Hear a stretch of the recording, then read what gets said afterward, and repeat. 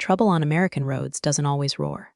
Sometimes it arrives as a quiet stutter of color, red, blue, red. Washing the cabin so softly you don't feel fear until your foot curls against the floorboard looking for a break that isn't yours. I have learned that midnight teaches character faster than Sunday sermons. You think you know what you'll say when asked a simple question. Then a siren writes its thin line through your life, and you discover which parts of you are non-negotiable. The light found us first in the mirror, a necklace of red and blue beads strung across the dark. We were 3 in the car, my son at the wheel, his wife beside him, and me in the back with a grocery sack and an old cardigan that still remembered my husband's shoulders. The road was nearly empty, the kind of late when even billboards seemed to close their eyes. "Mom, it's fine," my son said, easing us to the shoulder. He meant the way men mean it when they're hoping facts can be negotiated. The cruiser settled behind us. In the new silence, the dashboard ticked like a cooling pan. My daughter-in-law glanced at the side mirror and winced. "Taillight," she whispered. "I told you last week." Then her gaze slid to the corner of the windshield where a square of color lived and died with the seasons. And the sticker looks old. The officer approached with the slow, careful walk of someone who has seen too many versions of the same story. My son's hands climbed to 10, and 2 like students to the top of a rope. When the flashlight found the window, it painted our faces into honesty. "Evening," the officer said, calm as a weather report. "The right rear taillight is out, and your registration sticker appears expired. License, registration, and proof of insurance, please." My son swallowed. He passed his license. He opened the glove box and found, as people always do in glove boxes, the wrong things first.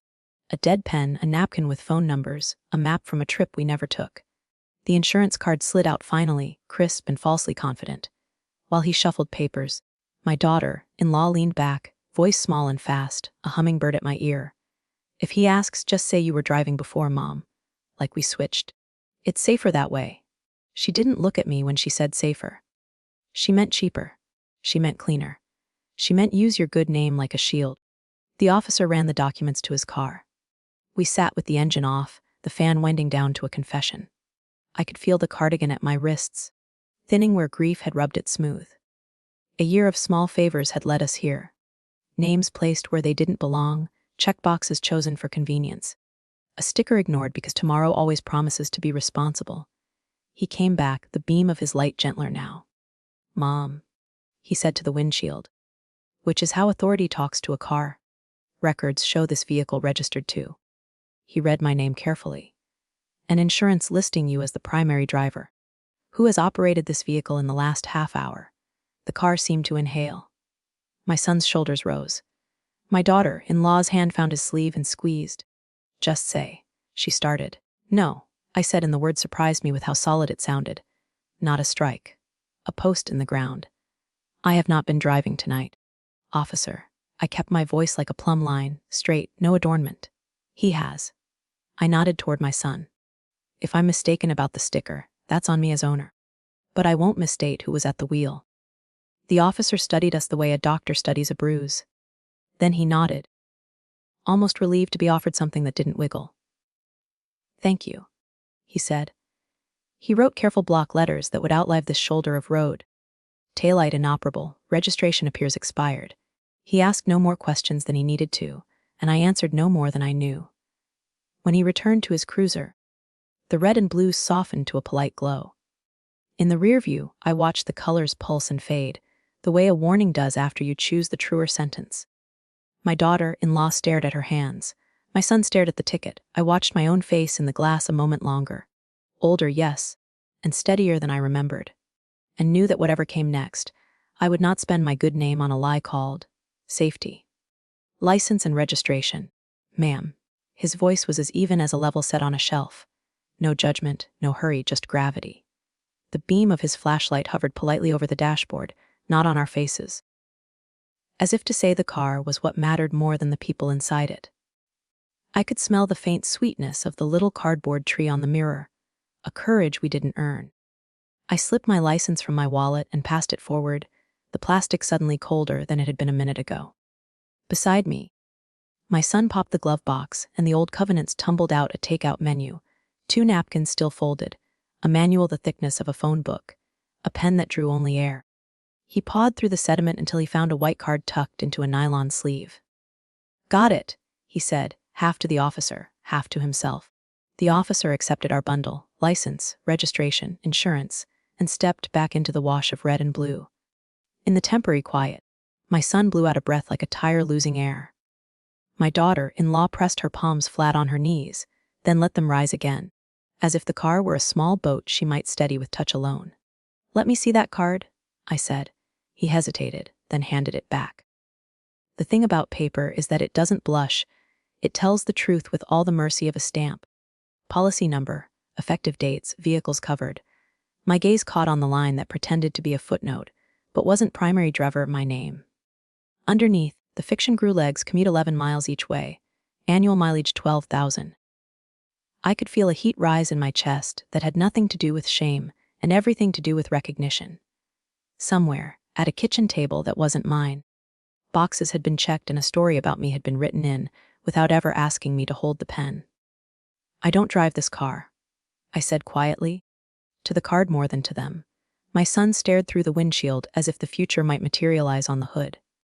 "It was just easier, Mom," he said at last. The way people say just when they are about to ask your good name to do hard labor. The officer returned. He gave the license back first, then the registration, then the card I no longer had to squint to understand. "Taillights out," he said, not unkind. Sticker's reading expired to my eye. "Also," he tapped the insurance. "This says she's the primary driver." His light found me for a moment. "Mom, is that correct?" "I'm the owner," I said. Voice steady, "but I have not been driving this vehicle tonight. And I don't commute in it." The sentence felt like placing a brick where a cornerstone should have been from the start. He made a note. Block letters that would live longer than our excuses. Then tore the citation loose with a sound like paper clearing its throat. "Fix the light. Renew the registration. If your insurance information isn't accurate, call your carrier and make it so." A pause, not threatening, simply instructional. Misinformation can become its own problem. He left us with the ticket and the quiet. I read the slip once, then again, then folded it along the dotted line until it fit inside my palm like a stone. In the mirror, red and blue softened to a heartbeat, then eased away into the lane. My son started the engine, the fan sighed awake. No one spoke. I looked down at the card still warm from my hand, at the neat lie printed where my life should have been. I could almost see the application screen in my mind, the drop-downs, the radio buttons, the way a cursor can make a choice look like a fact. My throat tightened. I swallowed. Someone had chosen for me. And if I let that stand tonight, it would keep choosing. While we waited for the officer to run the plates, my son kept fishing in the glove box like a man panning a shallow creek, convinced the next handful might glitter. Receipts, a brittle rubber band, the handbook no one reads. Then something thin and stiff slid free and fell into his lap, a temporary tag, folded once along a crease that had collected grease and time. The ink on the date blurred at the edges, like someone had licked a thumb to make numbers behave. He started to tuck it back. Guilty the way children are when even they don't know the rules they're breaking. "Leave it out," I said. "Paper tells on itself when you let it breathe." The officer's flashlight reappeared at the window, a small moon. It paused on the card in my son's hand. "Mind if I take a look at that, sir?" His tone was courteous, but the beam had already decided. My son passed the tag over the way you pass a secret you've realized isn't yours to keep. The officer angled the light, the white paper glowing against his palm. "Where did you get this?" he asked, mild as a substitute teacher. He didn't wait for an answer. "This tag doesn't look valid." He turned it so we could see what he saw. The font on the expiration line sat 0.5 millimeter too high. The watermark, if it was a watermark, looked printed, not born into the paper. And in the bottom corner, where official things sometimes hide their breadcrumb trails, a string of letters and numbers, DLR 4A828. My daughter-in-law leaned forward, a hand on the seat back. "The dealer gave it to us," she said quickly. "We were waiting on plates. They said it was fine." The last word tried to wear confidence and couldn't find the sleeves. The officer didn't argue. He never said counterfeit, never said fraud. He just let not valid sit there, heavier than either. "Do you have the bill of sale from the dealer?" he asked. My son shook his head. At home? He said it came out like somewhere. Okay, the officer said, making neat, square notes. You'll want to bring whatever you have to DMV. And check with the seller. Temporary tags must meet state specs. If they don't, you're the one who gets stopped. He handed the paper back with 2 fingers, as if it might smudge him. In the spill of his light, I looked again at the code in the corner. DLR 4A828. It had the cheap bravado of a fake ID, enough shape to pass in a dim room. A memory surfaced. The kind of lot that strings flags across a chain, link fence, and calls itself a dealership. A salesman who talks fast and keeps a stapler like a holster. I wrote the number in my mind first, then reached into my purse for the spiral notebook I use for groceries and truths. I printed it on a clean page, slow. Each character deliberate DLR 4A828, temp tag. Underneath, I added the time from the dashboard clock and the stretch of road we were on. A detail is a match, later. It can light the way back. The officer returned to his cruiser, and the cabin exhaled. My son held the tag at the corners, unsure where to put it now that it had confessed. Back in the glove box, I said, flat. I smoothed it once with the side of my hand, careful not to blur the bloodless date. Then I took out my phone and photographed it. Back, the crease, the ghost of a watermark. The flash popped like a tiny verdict. No one spoke. Outside, the night kept pretending it was empty. Inside, I felt the click of something larger than a ticket. We had been living in the softness of its fine. The paper had just chosen a harder truth. I capped my pen and tore the notebook page out along its perforation, tucked it behind the insurance card where it would rub. Every small fact, gathered and named, could become the spine of a story that wouldn't bend. Ooze operated this vehicle in the last 30 minutes. The question barely took up space in the air, but it made the air heavier, like altitude. The officer's flashlight wasn't in our faces this time. It rested on the edge of the window, a pale coin of light. Somewhere down the block a dog barked once and gave up. Inside the car, even breathing felt like it might creak. My son's fingers were still fixed at 10 and 2 though the engine was off. He opened his mouth and closed it, the way you do when you realize there isn't a version of your story that won't cost you something. My daughter-in-law began to build a sentence with cushions. Well, earlier. We took turns. Mom was. It's been a long day. Her voice kept trying to find a place to land where truth and convenience might share a chair. The officer waited, pen poised over his tablet. He didn't lean in, he didn't rescue the silence. He knew what any good judge knows: people will talk to fill a pause, and they will use the extra words to hang themselves. It wasn't me, I said, before the pause could collect more debt. My voice surprised me with how level it sounded. No sermon in it, no apology.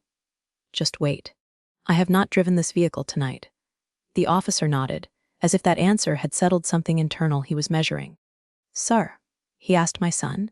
I was driving, my son said, and the truth sat down heavily in the car as if it had been standing all night. He didn't offer the edits fear suggests. How slow we were moving, how soft the tap at the light, how he'd meant to stop longer than the moment he allowed himself. He just breathed out and let the sentence be a full stop. The officer typed, the clack of his stylus soft but absolute. On the glowing screen I saw a checkbox bloom. Possible unlisted driver. It was such a small constellation of pixels, easy to miss unless you were watching for the way paper becomes future. I watched. That checkbox would ripple outward. To insurance algorithms, to fees that behave like rabbits, to letters with windows that find your mailbox no matter where you move. Thank you, he said, and I could hear that he meant it. Facts make everyone's night shorter. You'll need to address the taillight and the expired sticker with DMV. If your insurance doesn't list all drivers in the household, you should correct that. Misinformation becomes its own problem. He could have said fraud. He didn't. Mercy is sometimes a choice of noun. He stepped back toward the cruiser, and we were left with the dim wear of the fan and the smell of the little cardboard tree doing its best. My daughter-in-law stared at her hands, all her earlier momentum drained by a single black square on a screen. I just wanted it to be simple, she whispered, as if simplicity were a thing you could download. Simple is expensive when it isn't true, I said, quieter than I felt. My son reached for the citation the officer had left on the dash. The paper looked harmless, the way snakes do in children's books. He folded it once and didn't let go. No one touched the glove box. No one said we'd fix it tomorrow. Tomorrow had lost the right to carry our promises. I looked at the officer in the mirror, his head bent, the blue wash softer now, and thought about how easily a helpful embellishment becomes a statement. A statement becomes a record. A record becomes a charge you never meant to carry. I held my tongue the way you hold a match, careful of where the flame might run. When the lights finally dimmed and the cruiser eased back into traffic, the air inside our car thinned enough to breathe. I counted my next sentences before I spoke them. From here on out, only what I knew, nothing I didn't. One careless word I understood could be perjury wearing perfume. He tow truck arrived with the patience of a bad decision. Slow, inevitable, loud enough that the neighborhood turned its head. Sodium lights bleached the street the color of old bones. We stood on the curb while the driver lowered the bed, steel rasping over steel, the sound of a hinge remembering it used to be a tree. Registrations lapsed, the officer said, his voice still even. We can't let it go back on the road tonight. He handed my son a carbon copy form. The top sheet winked under the streetlight. It had boxes for everything we'd rather not discuss. The driver hooked the front lift under the bumper, a practiced scoop that felt indecently intimate, and the car rose by inches.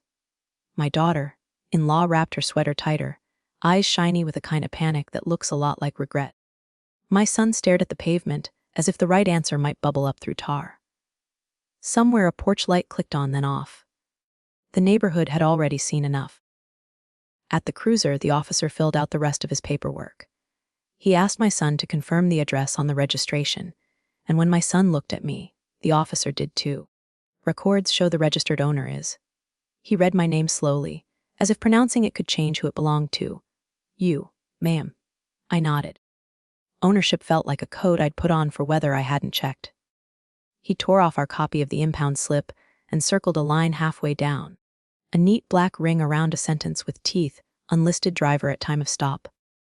The letters were squared, unambiguous, the kind of handwriting that has no room for hope.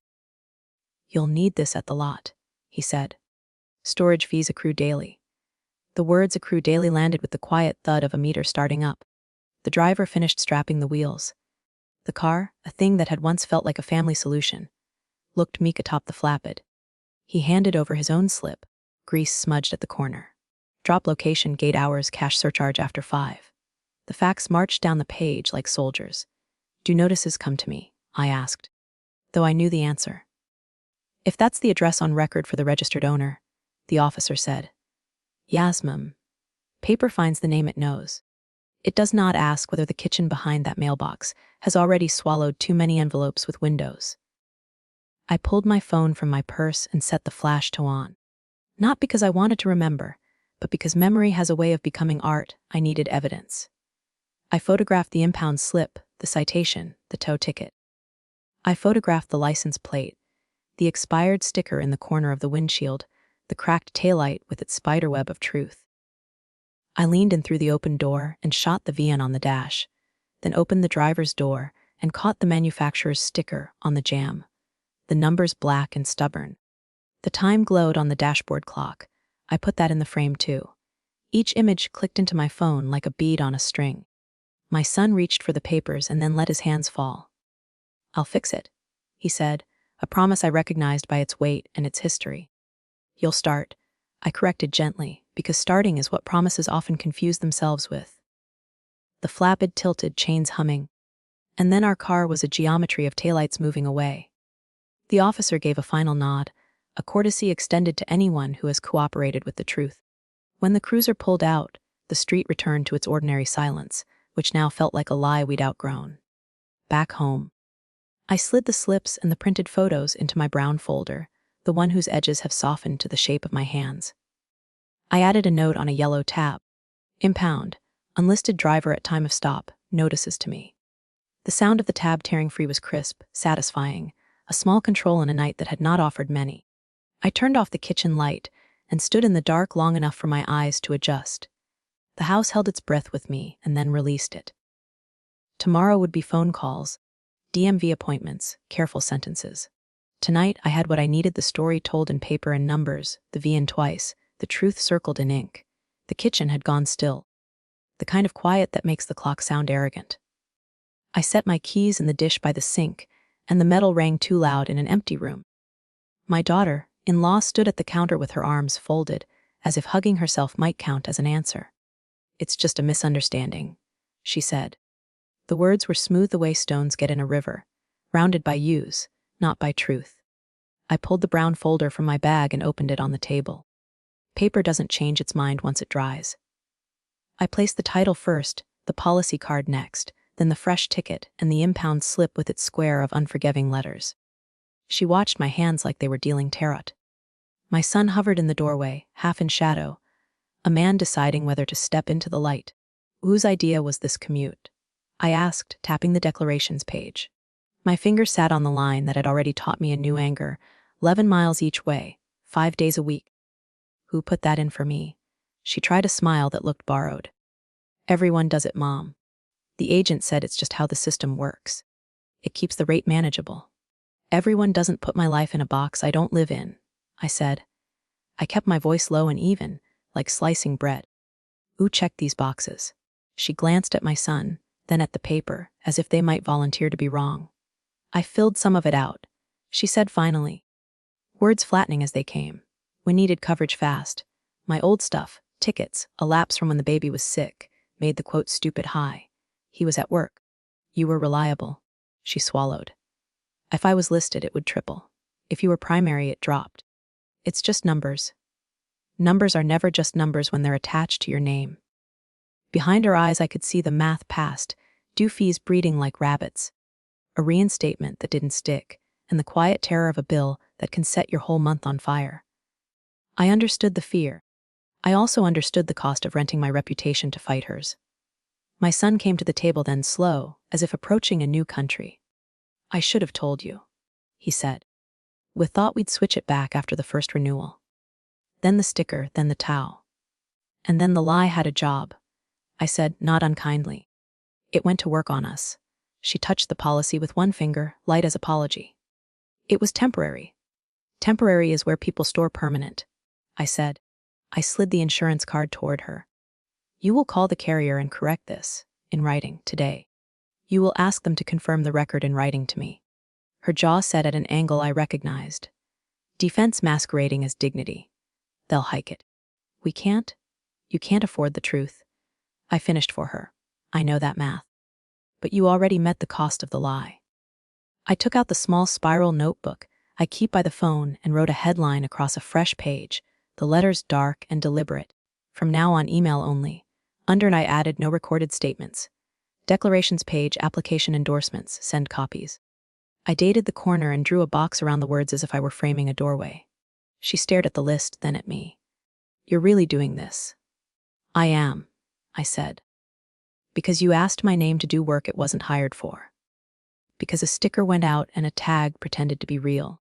Because numbers on a screen tried to tell a story about me that I never lived. I slid a pen toward her. Write your agent. I'll write mine. Everything we say from here will have a paper spine. My son nodded, a small tilt that made him look younger and older at once. He reached for his phone. She didn't move for a long breath, then opened her email and began to type, the keys making a sound that felt like sweeping glass into a dustpan. Messy, necessary. Careful not to cut deeper. I closed the folder, pressed my palm to its cardboard, and felt the steady thrum of my own pulse come back to me.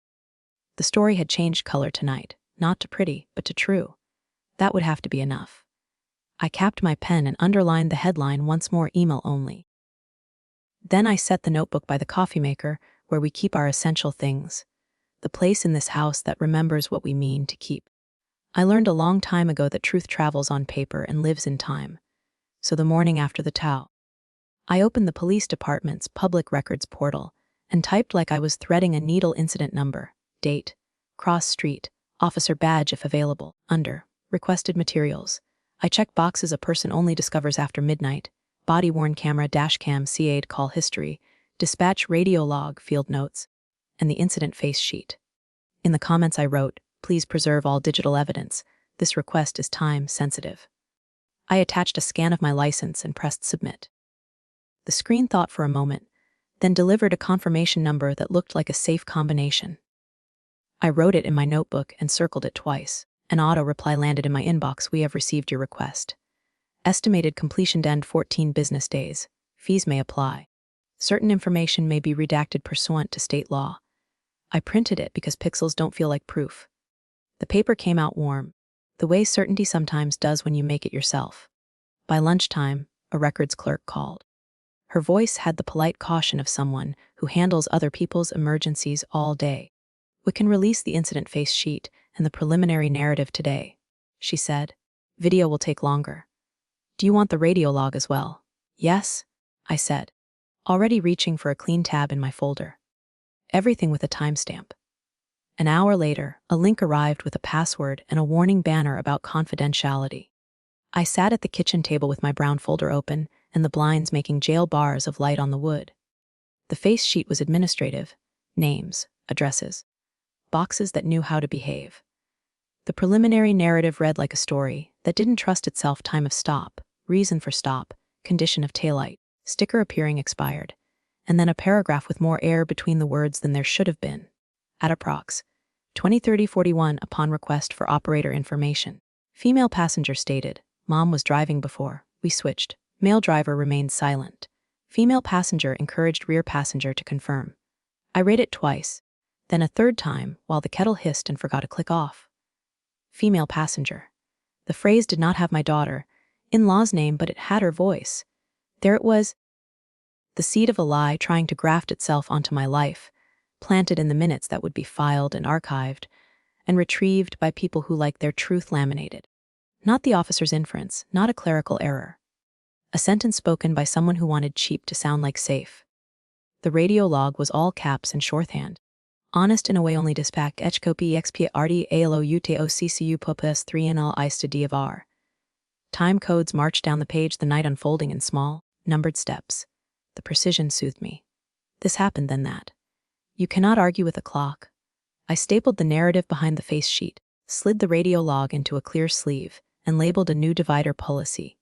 Busam pending. My phone buzzed with a text I didn't open. I kept my hands on the paper long enough for my pulse to find steady. People think truth is a thing you feel. Tonight it was a trail of ink and hours. The record had given me a beginning, the sentence, the voice, the minute it entered the world. I would tether myself to those stamps like handholds on a rock face. When the video came, it would show a car, 3 faces, and the shape of a decision. Until then, I had what mattered most. A line that would not move because someone wished it would. The envelope was the official badge that never brings cake. It lay on the mat where the sun can't quite reach, heavy as if it had learned to carry its own consequences. I sliced it open with the back of a butter knife and slid out the citation. The paper slick and officious beneath my thumb. There it was in black type that didn't bother with feelings registered owner my name.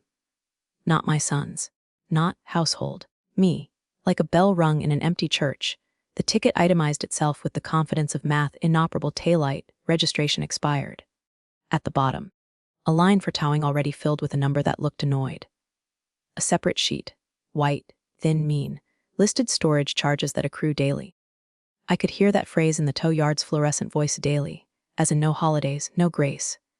I reached for my red pen and made a column on a yellow pad. Today's date, +1, +2, watching the total climb like a vine across a fence. I set the papers on the table in order, the way a nurse lays out instruments: citation, tow receipt, storage schedule. Then I turned the ticket over, because truth likes to write on both sides.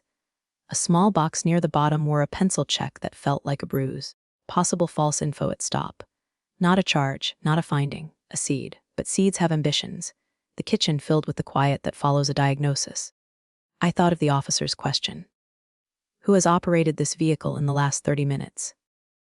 And of the sentence my daughter-in-law had offered in the dark like a shortcut through a fenced yard. Mom was driving before. We switched. I pictured the words traveling from her mouth to the officer's notebook to this paper on my table, each stop making them heavier. More official, less interested in the messy story of why. I took photos. Front of ticket, back of ticket, the check mark in its neat little coffin. I photographed the storage schedule and my red pen math. I added them to the pull list divider in my brown folder, slid a sticky note on top. False info notation, see bodycam request. Then I opened my email and drafted, careful as a surgeon to claims. Please add attached citation and notation, possible false info at stop, to your file. As previously stated, all communications in writing. I will not provide a recorded statement. Please confirm scope of your investigation and whether you will require a non-owner affidavit or EO. Preserve all time-stamped evidence. I Sid Ruth because paper is braver when it travels in pairs. Next, DMV. Their website coughed up appointment slots the way a pond gives up fish reluctant, scattered. I found one that would take me on Thursday at 10:40 a.m. for registration issues and release of liability questions. I clicked confirm and printed the page, the printer's warm breath like a small approval. Then the legal clinic, same day, 1:30 p.m., walk-ins welcome but appointments blessed. I wrote both on a blue index card and taped it to the fridge where urgent things live. DMV 10:40 clinic went 30. 2 rungs on a ladder out of a hole. I started a list for the DMV. Identification, proof of address, title copy, impound slip, tow ticket, storage ledger, the insurance card with my name pretending to commute. Another list for the clinic. The police narrative quoting female passenger, the radio log timestamps, the temporary tag with its bold little DLR number, and the photograph of the back of the ticket, where the pencil line lives like a rumor waiting for promotion. When my hands began to tremble, I put the pen down and wrapped both palms around a mug, not for the heat but for the gravity. I practiced answers under my breath the way people rehearse vows. Only what I know. Nothing I don't. I was not driving. I am the registered owner. Here are the documents. The House listened and did not argue. Before I filed the ticket away, I wrote today's date at the top in small, stubborn numbers. Time, I've learned, is the one witness that doesn't forget its testimony. I slid the paper into the folder and pressed the flap flat until the cardboard remembered I meant it. 2 appointments, 1 day. If the system wanted my name, it would have to meet my spine as well. The vibration was wrong from my phone, short, insistent, like a mosquito you can't see. It came from the fruit bowl, where people who live on improvisation store essentials. I lifted a dish towel and found a second phone. Hers, an older model with a hairline crack spidering from the corner, and a sticker of a cartoon peach half peeled. She must have left it when she fled with the bigger emergencies. On the lock screen, a preview bloomed without asking permission. A message banner, sender saved as H Garage. I empilai and mu bashble.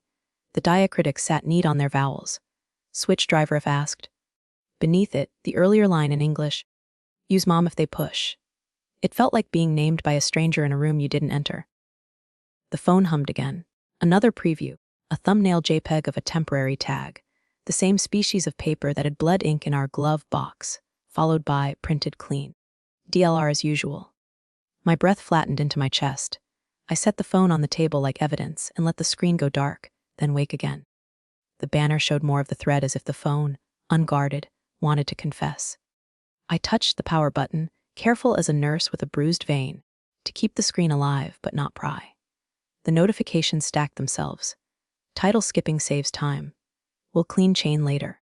A photo of a dealer lot with flags strung over chain, link, a note pinned to the thread, literally a pinned note, reading, if asked, Mom primary driver, cheaper. It wasn't subtle, it wasn't meant to be. Conscience is a luxury people set aside when they are drowning. The screen timed out. When it woke, there was no passcode required. Whoever last used it hadn't bothered to lock it. That felt like its own admission. I opened the thread. The timestamps marched down the right like a metronome, weeks of planning disguised as convenience. There were pictures of temporary tags lined up on a desk, an overlay of a number I knew now by muscle memory, DLR 4A828, a voice memo 6 seconds, where a man laughed and said, jump the title. Nobody checks if you don't get pulled. There were messages in Vietnamese and English, switching shoes mid, step, he engi 10, rate R, put her as primary for now, change later. I should have felt dirty. Instead, I felt the eerie calm of diagnosis. A system had been built, a small one, amateur, but a system on the scaffolding of my name. I took screenshots, power and volume pressed together, the brittle click of capture. Each image froze a truth mid-sentence. Message, date, time, the little profile bubbles like fingerprints. I screenshot the temp tag photos, the pin note, the contact card for H Garage with a number that matched the scribble on our tag corner. I toggled airplane mode, not to hide what I was doing, but to keep the thread from changing under my hands, and opened the default cloud app. The phone, obedient and unashamed, offered to back up to the same account where grocery lists sometimes go to die. I created a new folder evidence, messaging DLR4A82D8. I uploaded every frame. Then I emailed myself and Ruth, subject line potential evidence. Temp tag, a title skipping a driver misrep. Attaching the images and typing a cover note the way Ruth had taught me, found on spare phone left at residence. Not accessed by passcode, notifications visible. Device unlocked as found. See timestamps, see Vietnamese instruction. Iang B Lu B via. I added the incident number, the tow receipt number, the police radio log confirmation. Paper prefers cousins, they travel better together. When the last file showed a green check. I turned off airplane mode and set the phone back where I found it, nudged under the towel beside a bruised pier. I didn't delete anything. I didn't tidy the truth. Outside, a delivery truck sighed past, and the house returned to the sound of the clock deciding each second. I wrote the phone's number and the thread title in my small notebook. Then the words that have become my spine: time, stamped truth survives weather. I underlined time, stamped twice. There will be an argument later. There always is. About privacy. About loyalty. About how families ought to solve their own messes in the kitchen with the blinds half closed. But this wasn't gossip. It was a record. I had learned to stop confusing mercy with silence. If the night had hired my name to do illegal work, then daylight would hire my hands to keep the record straight. The diner had the kind of light that refuses to lie. Chrome bright, vinyl honest. I poured coffee from the carafe the waitress left and watched the steam loosen like a confession. My son slid into the booth across from me and fixed his attention on the sugar packets, arranging and rearranging them as if order could be willed from paper. You look tired, I said. I'm fine, he answered, which is the word people use when the house is already on fire. I set my brown folder on the table between the salt and the ketchup, a square, unblinking witness. Let's do this the way paper would, I said. Start at the beginning. No skipping, no cushions. Tell it in order. He swallowed, eyes on the formica pattern like it might whisper the correct sequence. The waitress refilled our waters and drifted away, leaving us alone with the tick of the wall clock and a song from the year he learned to tie his shoes. The bar closed at 11, he began. H couldn't stand upright. I took his keys. We were a mile from home. The light turned yellow and I braked too late. We tapped the bumper in front of us. More a nudge than a hit. I pulled onto a side street. His hands mimed the turn, a muscle memory he'd rather not own. I should have stayed. I didn't. I thought if we left before anyone got out, it would not be a thing. What did you tell her? I asked. That I'd explain later. His voice thinned. She said if we were stopped, tell them you had been driving earlier. She said it would be safer. Cheaper, she'd meant. Cleaner. A word-wearing cologne. I opened the folder. I didn't brandish it. I simply let the documents face him the way the truth does when it's tired of being polite. The citation with its note about possible false information, the radio log with time stamps tidy as stitches, the screenshot printouts from the second phone, a pinned message like a smoking match. Iang Piloner briefly. He looked at the pages and then looked away, as if the sight stung. Was anyone hurt? I asked. He shook his head. They stayed in the car. I could see them in the mirror. I panicked. I told myself I'd come back, leave a note, something. I didn't. I went home and pretended the night could be rewound in the morning. I poured more coffee to keep my hands busy. The thing about morning, I said, is that it keeps excellent records of what the night decided. He nodded, a small breakable movement. I know. We sat with the weight of it. The jukebox clicked to another track. The neon open sign in the window blinked like a heartbeat trying to be brave. He touched the edge of the citation, finger landing on the line that carried my name. I dragged you into it. You invited me. I corrected softly. You asked my name to do work it wasn't hired for. I'm sorry, he said, and I believed him. Not the kind of sorry that begs for absolution, but the kind that volunteers for the cleanup shift. Here's what happens next, I said, sliding a blank notepad toward him. You will write the sequence you just told me. With the same verbs, you will give it to Ruth. If the state requires SR-22, you file it. You'll talk to the other driver's insurer in writing only. You will stop using anyone's name but your own. He stared at the notepad like it was a ledge and then picked up the pen.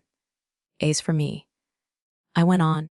I'll keep doing my part at DMV, records, the body cam request. I'll correct the places where I let convenience sign for me. I will fix what belongs to me. I waited until he looked up. But you will face what belongs to you. He nodded again, steadier this time. Outside, a semi rumbled past and the window shivered. Our cups chimed lightly against their saucers and then settled. He began to write. Time, place, what he did and what he didn't. The letters weren't pretty, but they were legible. That was enough. When the waitress came by to ask about pie, we both said no at the same moment. A small chorus that felt like alignment. I capped the pen and folded my hands. We're not erasing, I said. We're recording. That's how you survive a stop that exposes a lie. He exhaled, ink catching up to him on the page. I let the coffee cool and the truth warm. And I said it slowly so it would stick. I'll fix my part. You'll face yours. The courthouse hallway was the kind of cold that makes paper feel warmer in your hands. People clutched their folders the way shipwrecked passengers clutch debris. Close to the chest, knuckles white. Eyes fixed on a door that kept opening and closing with the soft authority of a metronome. A bailiff called names into the air and the air swallowed them. On the bench beside me, a young man mouthed his date of birth to himself. A nurse in scrubs under a coat traced the outline of her citation with a thumbnail until the edges frayed. My number flickered on a small screen. I stood, the brown folder tucked under my arm like a spare rib. Inside the courtroom, oak and formality did their best to domesticate consequence. The judge wore reading glasses halfway down his nose and fatigue in the corners of his mouth. He moved the calendar along without cruelty, which felt like a kindness I had not counted on. State verses. He read my last name carefully, as if putting it together might place me somewhere on his map. Who is the registered owner of the vehicle ending in 492? I am, Your Honor. My voice surprised me by finding the exact middle ground between apology and defense. He peered over his glasses. Were you operating the vehicle on the date in question? No, Your Honor. The city attorney rose, a tie the color of a healing bruise looped neat at his throat. He lifted a manila folder and spoke in a voice that had practiced taking the temperature out of argument. Your Honor, the state is proceeding on the expired registration. We have a traffic camera still from the intersection at 23:40 hours. The driver's face is not clearly visible. The bailiff carried the glossy photo to the bench. From where I stood, it looked like every traffic photo I've ever seen. Timestamp, the geometry of headlights, a silhouette with a hat brim cutting the face into a guess. It was not me. It was not quite anyone. The judge studied it, then set it down with the care of a man returning a bird to its nest. As to the operator, he said, the evidence is inconclusive. The court will not make findings on driver identity today. The room loosened its shoulders by one notch. Breath went back to being air. On registration, he continued, turning to me, records show the vehicle was expired on the date of the stop. As the registered owner, you are responsible for maintaining current registration. The citation stands. Fines as scheduled. Yes, Your Honor, I said. I did not explain about stickers that hide under wipers, about days that get away from you when you're stitching a family back together with thread that snaps. Paper doesn't consider your reasons, only your dates. The city attorney asked, too casually, whether there had been any conflicting statements at the stop. I felt the room angle toward me like a field leaning toward weather. Mom.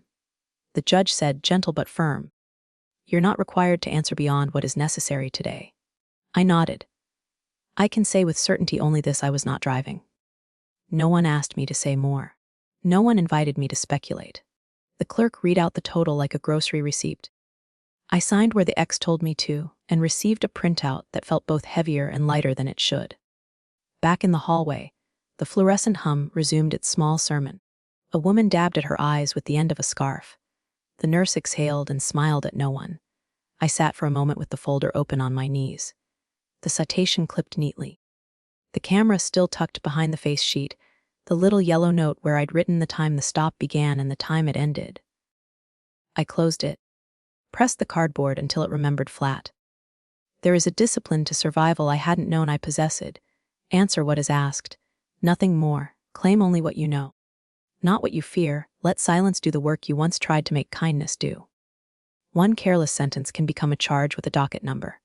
Today, I kept my words faithful to fact and let the rest pass like weather. Noticed, documented, and not sworn to. Recorded line. Okay. The adjuster's voice was bright as a receptionist's bell, cheerful enough to make the question sound like courtesy instead of strategy. Behind her I could hear the life of an office. Printers snipping, someone laughing too loudly, ice clattering in a paper cup. I set my brown folder on the table and uncapped a pen. No, I said, letting the word land with its full weight. Email only. Please send the declarations page. The original application is submitted, all endorsements, any reservation, of rights letter. And the current claim log with timestamps. There was the small vacuum of a smile collapsing on the other end. Mom, recorded statements help us resolve things quickly. Speed isn't my goal, I said. Accuracy is. Email please. She put me on hold. The music tried to disinfect the air. I wrote the time in the corner of my legal pad and underlined it twice. When she came back, her vowels had been ironed. We can proceed in writing, she said. Expect a secure link shortly. 10 minutes later my inbox blinked. I printed everything because pixels are too easy to amend. Warm pages slid into my hands. The policy's front sheet announcing me as if I were an address, endorsements in 6-point font that punished the eyes, application answers that read like a fiction somebody swore to. Under drivers, the list put my name first and most often. Under use, the pretend commute lived on. Tidy as a lie that thinks it has tenure. The claim log was a ladder of times and notes, outreach attempts, documents received, a line that tasted like copper, pending recorded statement from named insured. I circled it in red. Then, lower on the page, another entry. Consider non-owner affidavit to clarify exposure of NI. I called back. You mentioned a non-owner affidavit, I said, keeping my voice flat enough to balance a glass on. Send the template. It may help separate liability, she replied, careful on the may. You'd swear you don't use or benefit from the vehicle's use. Please note that misstatements are material. Material. How companies say we will make a sin of any error. Put your questions in writing, I said. I'll answer only what I know. When we hung up, I read the affidavit twice. It wanted me to declare that the car's errands had never been mine, that convenience had not once favored me, that care for my family carried no benefit measurable by their math. I thought of late-night pickups, of groceries unloaded onto my counter from a trunk I hadn't driven, but had certainly thanked. Truth is rarely pure, it is usually precise. I would not sign purity where precision belonged. I opened a fresh page in my spiral notebook to do. Draft response to insurer email, only confirmation attached citation. Impound slip, police radio log. Ask for written confirmation of every driver the company believes lives at my address and how they determined it. Request clarification on any EO demands in advance in writing. Review non-owner affidavit with counsel before signing. Then the appointments. DMV at 10:40 had already been inked on a blue card. I called the community legal clinic and took a 1:30 slot the same day. Bring everything, the receptionist said. We like paper. I have paper, I answered, and slid the printed stack into the policy, INCURNC tab of my folder, the cardboard sighing as if relieved to be fed. I wrote the confirmation number for the clinic on the top sheet, then added the adjuster's name, today's date, and the time she'd tried to put me on a conveyor belt. The house was quiet enough to hear the cooling tick of the printer. I capped my pen and breathed the way nurses teach. Count in, count out, so that nothing shaky would travel into my next sentence. Truth, I reminded myself, has a clock and a spine. I would meet it in rooms with fluorescent lights and chairs that wobble in writing, with documents, and with a witness named Time at my side. He caught me on the sidewalk the next morning, broom in one hand, pride in the other. Got one of those doorbell cameras now, Mr. Alvarez said, nodding toward the small black eye beside his porch light. Faces the street. Picks up everything. Coyotes, teenagers, raccoons pretending to be teenagers. He laughed, then lowered his voice. Saw the lights last night. You all right? I told him we were fine. Which was true in the way a house is fine after a storm if you don't look at the roof. Would you mind? I asked, checking if your camera caught anything around 11:40 p.m. The stop was right there. I pointed to the shadow still printed on the asphalt, where the cruiser had sat. He ushered me inside, past plastic runners that had been faithfully guarding the carpet since 1989. On a small table by the couch, a tablet waited in its case like a well-behaved dog. He tapped the app, A grid of night squares appeared, each with a tiny white timestamp in the corner. "Here we go," he said, and scrubbed back to 23, 39, and 20. The first clip showed nothing but the block breathing, leaves shifting, a moth discovering the lens. Then the cruiser arrived, blue and red washing across his roses. A minute later, in the narrow slice of curb his camera could see, our car sat obediently against the shoulder, passenger doors closed, the driver's window a dark coin. We watched the officer walk past the frame and then out again. At 20:34:106, the clip ended and the next began, time marching like it always does. 20:34:107 on 10, the driver's door opened. A figure slid in from the street, baseball cap low, shoulders I would know in a blackout. The silhouette was my son's. Tall where his father was tall. Right hand checking the mirror the way I taught him. Chin tucked when he's thinking his way through fear. He pulled the door shut, and after a beat that felt like a swallowed word, turned the wheel. The car nosed forward and slipped out of frame, taillights reflecting once in Mr. Alvarez's window like two small hearts. "Back it up," I asked. We watched it again and then again, until the feeling of being punched in the sternum softened into the feeling of finally naming the fist. "Do you need a copy?" Mr. Alvarez said, practical as a notary. "It saves to the cloud for 30 days. "Yes," I said, with the timestamp visible. I tried to keep my voice gentle and found I could. "And if you're willing, could you email it to me from the app so the system keeps the original metadata? If the police or insurance ask, they'll want the source." He nodded, pleased to be useful. My granddaughter showed me how. He tapped a paper, airplane icon, and the tablet asked for an address. I spelled mine carefully, then asked him to add a short note, recorded by front door camera, facing east, at the date time shown. He dictated it aloud while he typed, each word a small oath. When the email landed, I opened it on my phone and pressed play. The same sequence unspooled in my palm: the door, the cap, the shoulders, the quiet decision. I paused at 23:41:10 and took a still. The timestamp sat in the corner like a witness who refused to blink. In my brown folder, the police radio log already listed STOP 203040 and CLR 203043. The times kissed at the edges. Clocks that didn't know each other were telling the same story. "Would you mind if I share the link with my attorney and the insurance company?" I asked. "Only the link, not a downloaded copy." "So the chain is clear? Share away," he said, and returned to the door to sweep one invisible leaf into an invisible pile. Back home, I created a new divider. Nangibuar video. I printed the email header with its server stamps, the still with 20:34:110 glowing steady, and a short summary in my own hand. Subject: wearing cap enters driver seat, vehicle departs frame. Then I sent 2 messages, one to the clinic lawyer, one to the adjuster, each with the link.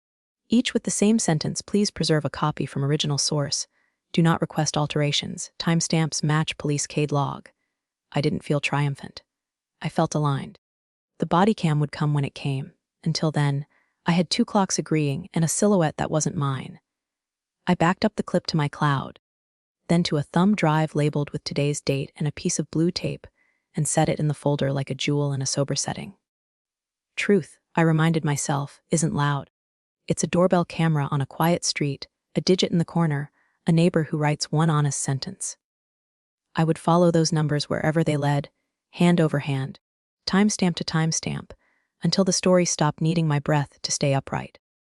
The offer arrived without adjectives, just a subject line with a claim number and an attachment that smelled like toner when I printed it. The other driver would accept a small settlement for the scuffed bumper if we cooperated, written accounts only. Proof that we were telling the truth, payment within 60 days. It wasn't mercy, it was math that had decided to stop arguing. Ruth slid the pages across her desk and annotated the margins in pencil. Every note a stitch pulling the seam straighter. "We answer in writing," she said. "We attach the neighbor's doorbell clip with the timestamp, the radio log, and your non-owner affidavit draft. And we insist on a carve-out you didn't operate the vehicle, so you don't pay for operation." She called the other side and put the phone on speaker. Their lawyer sounded like late afternoon, competent, tired, capable of kindness when it didn't cost him billable time. Ruth started where truth lives. "My client will provide documents, not recordings. You'll get the son's written narrative consistent with the timestamps and the mother's non-owner affidavit reviewed by counsel. In return, a release of any claims against her personally and as an alleged operator. A pause, papers moving. We'll agree, he said, provided there's proof of financial responsibility going forward. If the state requires an SR-22 filing, the son files it. We also need a clean separation. No confusion about who owns or insures this car. Define clean, Ruth said, though I already knew. No appearance of her name on anything touching the road. He answered. Not named insured, not registered owner, no lingering authorizations with the agent or DMV. If she's been removed, we want receipts. Ruth turned to me and raised an eyebrow. I opened the brown folder like a hymn book and handed her the stamped DMV release. The plate surrender receipt, the revocation letters, the email from the insurer acknowledging they had removed me from the policy file. She read out the dates like beads on a rosary. The line went quiet, then agreeable. We'll also require language that this settlement addresses property damage only. Ruth added, and that no one is admitting to criminal conduct the traffic court declined to decide. My client signs only to the extent the release expressly names her as not responsible for operation or use of the vehicle. Fine, he said. Send the doorbell link. Not a download. We'll preserve the original metadata. Ruth drafted the agreement in 20 precise paragraphs. It said what needed saying, and nothing that could be made into a different truth later. A modest payment for the other driver's repair. My son's obligation to maintain insurance and file SR-22 if ordered, a mutual release that carved me out by name, twice. Acknowledgement that the insurer's rescission was a separate dispute, jurisdiction boilerplate no one loves but everyone obeys. She slid a pen toward me. 2 signatures, she said. His as the one accepting terms and consequence. Yours as the one being released. My son signed first, not with the swagger of a shortcut, but with the steadiness of someone clocking in to do his own work. When the pen was mine, I thought of every line I had crossed in ink these past weeks. Title, affidavit, revocations, and felt for the first time a line that gave something back. I signed the release that said in black letters what my nights had been learning to say in breath, I was not the driver. Ruth stamped and scanned. Somewhere a copier whirred, making our decisions reproducible. Outside, the day had shifted half a shade brighter without asking permission. I didn't feel victorious. I felt aligned, documents stacked in a spine that could stand on its own. Back in the car, I tucked my copy of the agreement behind the DMV receipts and the blue, taped thumb drive with the neighbor's clip. I closed the folder until the brass fastener clicked. A small latch on a door I was finally allowed to close. Not the whole door, only my half. That was enough a settlement that paid for a bumper. A paragraph that unhooked my name from a lie, and a clean, legible boundary where the road out began. I bought the truck on a weekday that didn't promise anything. No ribbons. No balloons, just an honest sky and a seller with grease under his nails. He kept the maintenance records in a shoebox and the title in a Ziploc. On his patio table, we went through it all: oil changes inked in careful block letters, a receipt for new brake pads, a note about the serpentine belt last spring. The pickup was a decade old, paint sun, faded, a bumper ding like a dimple.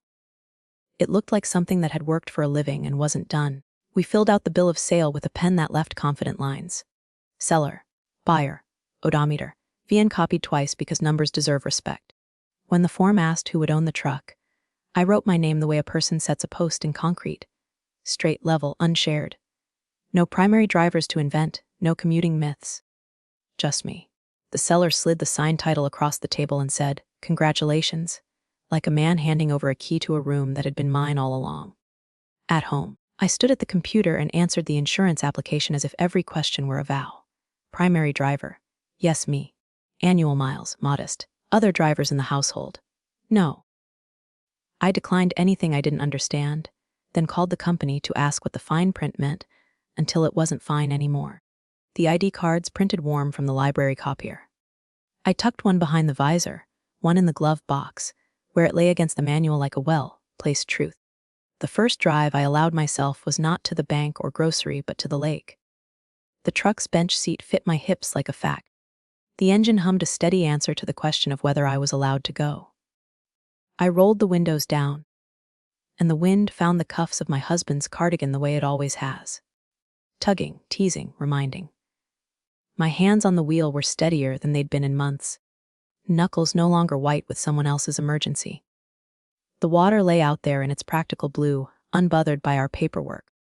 I parked under the cottonwood and killed the engine.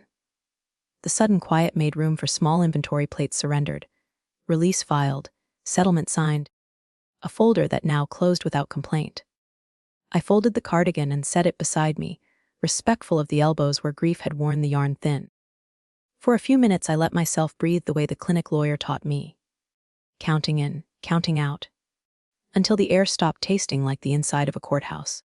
The phone rang, his name, no emojis, no exclamation points, just the syllables I gave him, asking to be used properly.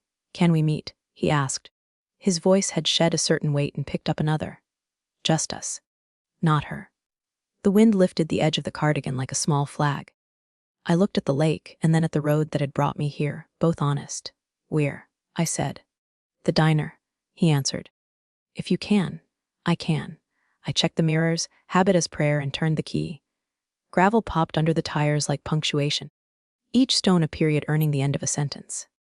At the stop sign I waited longer than I needed to, not from fear but from choice. Then I put on the blinker, the old patient click that sounds like a metronome learning a new song, and eased left toward town. Neon would be warming by the time I got there. Coffee darker than forgiveness and a booth that had already survived worse. I didn't rehearse the conversation. I had learned to trust paper and spine. The rest would be in the way we held our eyes steady. At the intersection I listened for my own signal, steady and honest, and followed it toward a table where two adults would talk about terms, not wishes. The neon open sign carved pink angles across the tabletop and settled on the closed brown folder between us. No stroller, no side conversations, no waitress hovering with pie. Just the two of us and the folder like a finished sentence. He turned his water glass by its rim, as if he could unscrew the past. "I'm sorry," he said at last. No ornaments, no bargains tucked under the word. For the shortcut. For letting silence do the lying. I'll take the citations, the DMV, the insurance mess. If the state makes me file SR-22, I'll file it. I'll do it in writing. The right way. The jukebox in the corner hiccuped into a familiar chorus from the year he lost his first tooth. I let the apology sit in the space it had earned. Then I put my hand on the folder and slid it aside, not to invite more argument, but to show that this chapter had been processed, stamped, copied.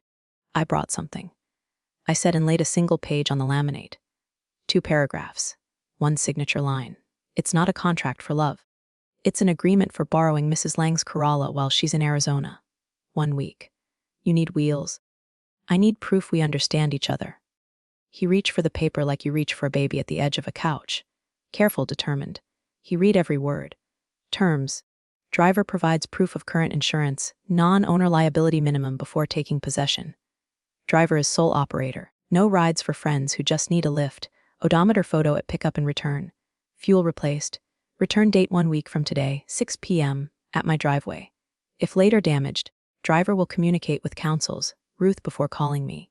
Any violation ends the loan permanently. He looked up. You already printed this. I've learned to write before I feel, I said. Feelings behave better when they have edges. He slid a card from his wallet. New. Embossed his name, the only one on it, proof, he said. Non-owner policy began at noon. If they ask for SR-22, I'll add it that day. I checked the dates.